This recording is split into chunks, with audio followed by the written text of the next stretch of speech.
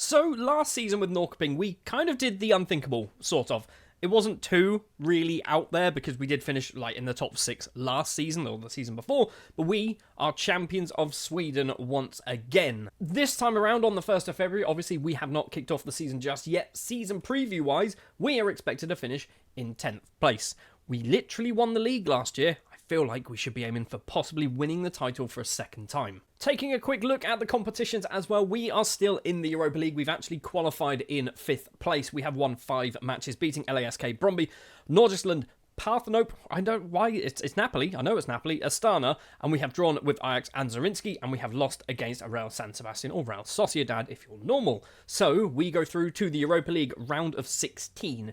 Could we be in for winning the Europa League? It's unlikely, okay? When you look at some of the other teams who are still in the competition, it is unlikely, but we did finish 5th, and we have beaten the team that won the group. We beat Napoli, and they won the group, so it is a possibility that we could win the Europa League.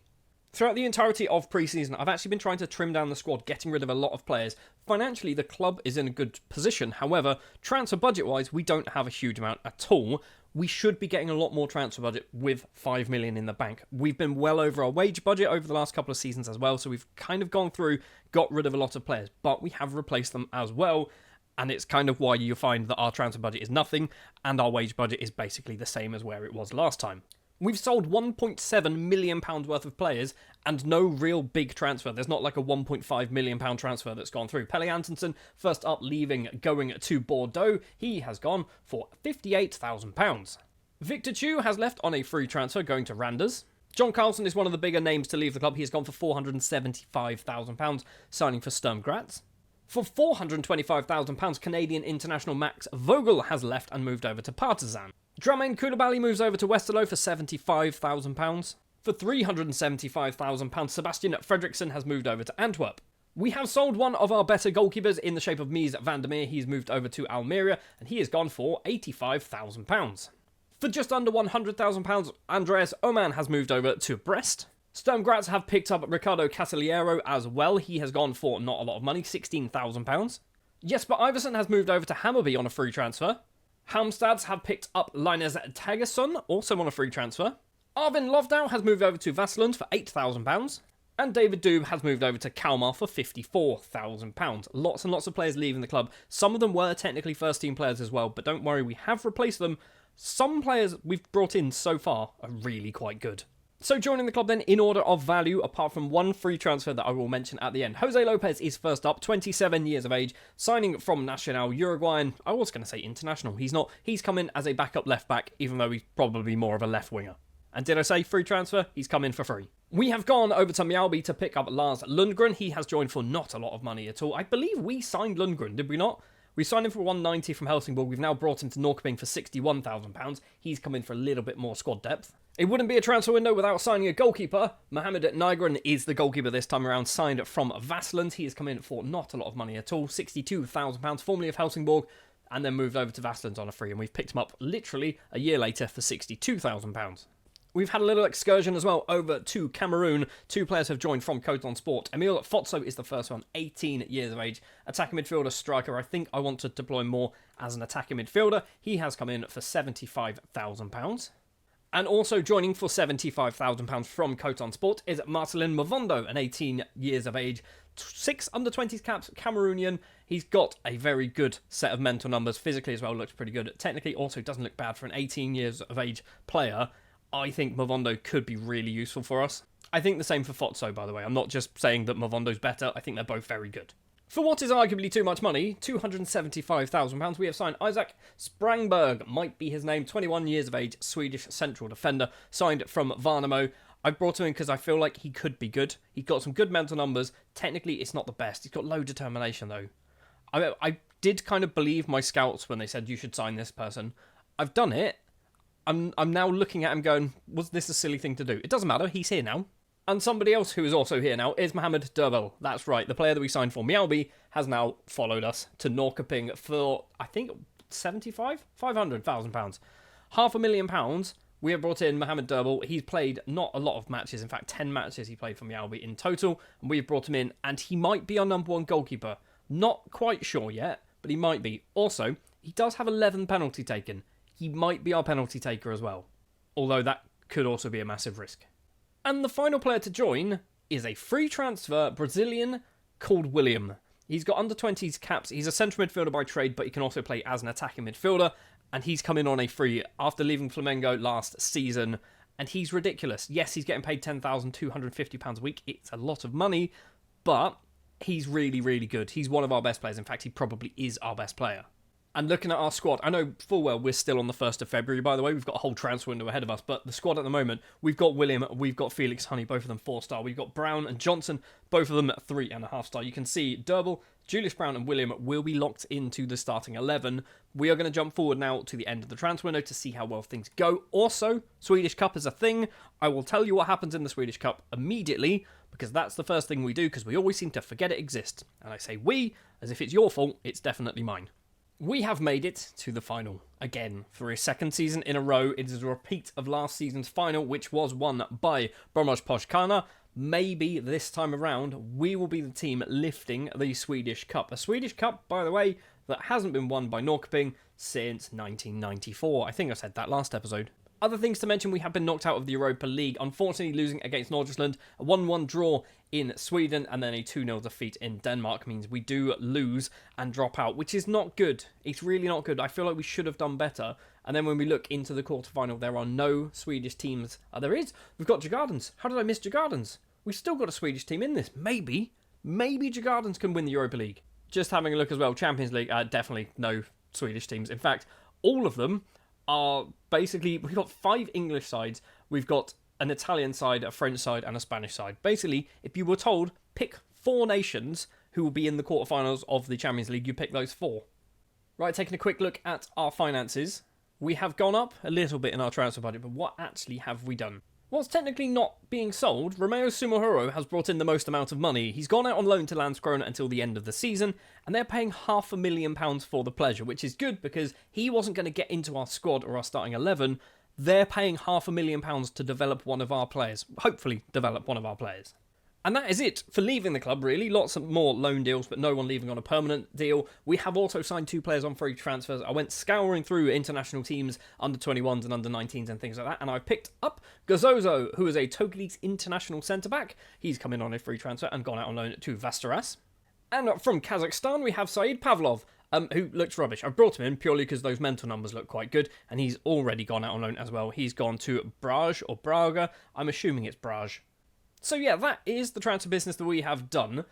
And the season has not kicked off just yet, but we have been knocked out. We're in the Swedish Cup final. And what do they think? 8th place from a season preview. That's a bit lower than I thought they were going to say, but 8th place. Gothenburg, who've just been promoted, are predicted 7th. I don't know who comes up with these, but it's all nonsense by the looks of it. We also have William has made it into the Media Dream 11, sorting by team here. We've also got Felix Honey and William, so we've got 2 very good midfielders in our club, which is nice to see. Another thing I've done from a starting 11 perspective, I was going to lock in Durbal, but I've changed my mind. I don't think we're going to do that. I think he might get in on merit anyway, because we've got Durbal, Teko and Nygren, and I think Durbal is probably the best of the 3. We are locking in Julius Brown. He's going to be playing on the right-hand side this season. He played as an attack midfielder last time around and got a fair amount of goals, because William is going to be in that attack midfield position, and so far he scored 7 goals and 5 starts in the Swedish Cup. He started off very well, although the Swedish Cup, we were basically playing a lot of amateur sides for half of it. Right, let's jump forward then to the halfway point of the season, see how well things have gone on. I'd like to be top 3. Top 3 would be a decent start to the season, I think.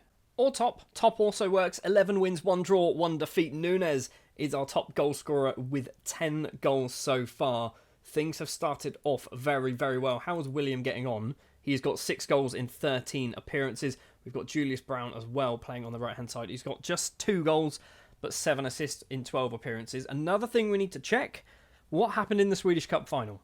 We actually won it. We actually won the Swedish Cup. It was arguably, probably should have won it in normal time, but we win it on penalties. Schmidt, Eriksson, Flavio, William, Durbal, and Moises with the penalties for us. Our goalkeeper scored a penalty. Did their goalkeeper score a penalty? I don't even think he took a penalty. Our goalkeeper scored a penalty in a cup final, and we have a trophy, another trophy in the cabinet for our Norrköping side. We also enter the Champions League in just 3 days' time. Obviously, we don't know who we're playing at the moment, but once we get to the end of this transfer window, we will certainly know who we're going to be playing. Speaking of transfer window, we've got £109,000 to spend and a bit of wage budget. I'm not expecting a particularly exciting transfer window this time round. Apart from the fact that we've actually brought in Tormod Bertelsen, who was on loan last season. His basic contract expired at Napoli. We've brought him in on a free, and he's not going to play for us. He just looks like a half-decent squad player.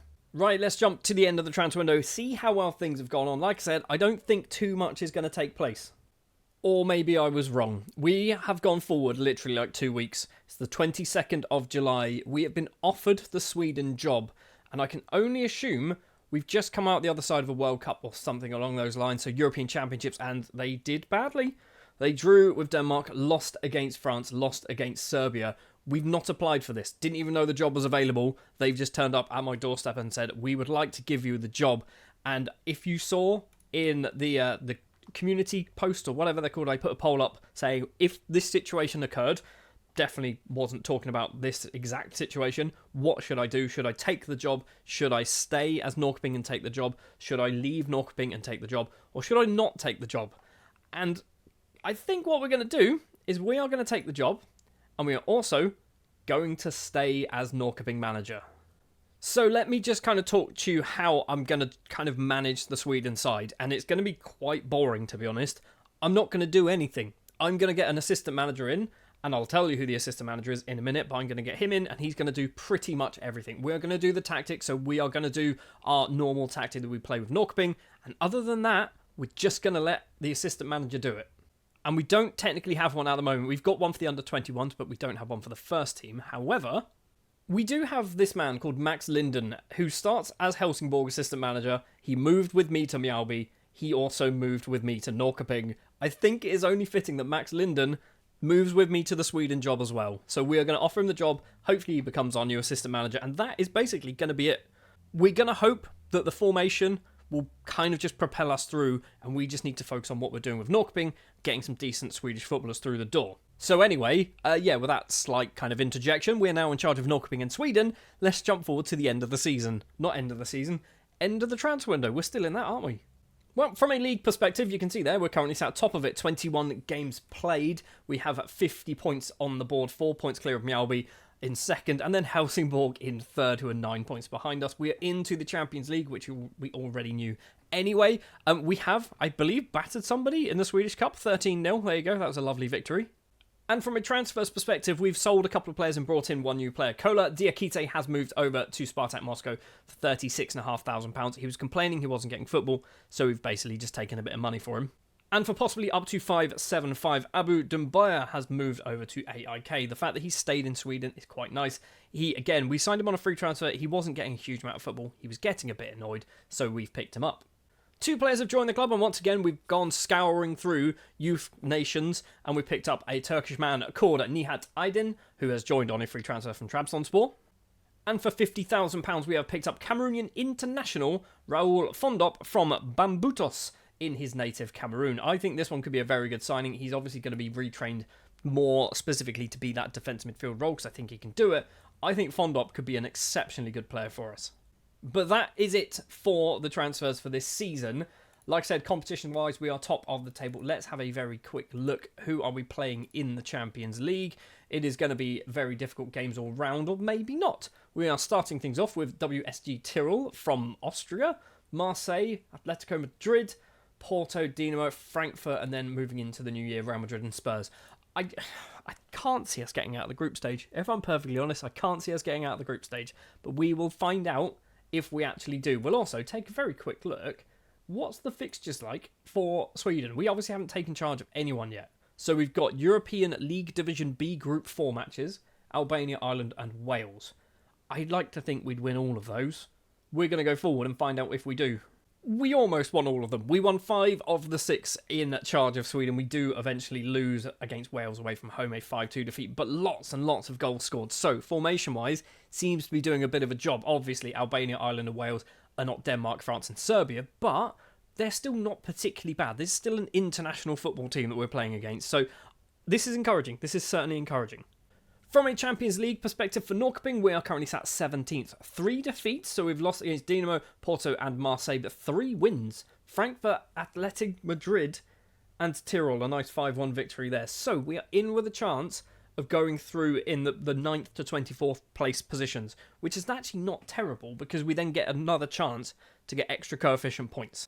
Oh, and in the league, we are back-to-back champions. That's right, we have finished top of the table, 4 points clear of Mjällby, 10 points clear, in fact, of Helsingborg. So the 3 teams that we have had a massive impact on are the best 3 teams in Sweden for this year. You can see Nunes, 19 league goals. Not a goal in any other competition, 1 in the Swedish Cup, but not a goal in any other competition, which is just madness. Christian Nilsson as well scored 18 goals, 20 in all competitions on that left wing. And I genuinely don't think he's very good. He just loves to score goals, apparently.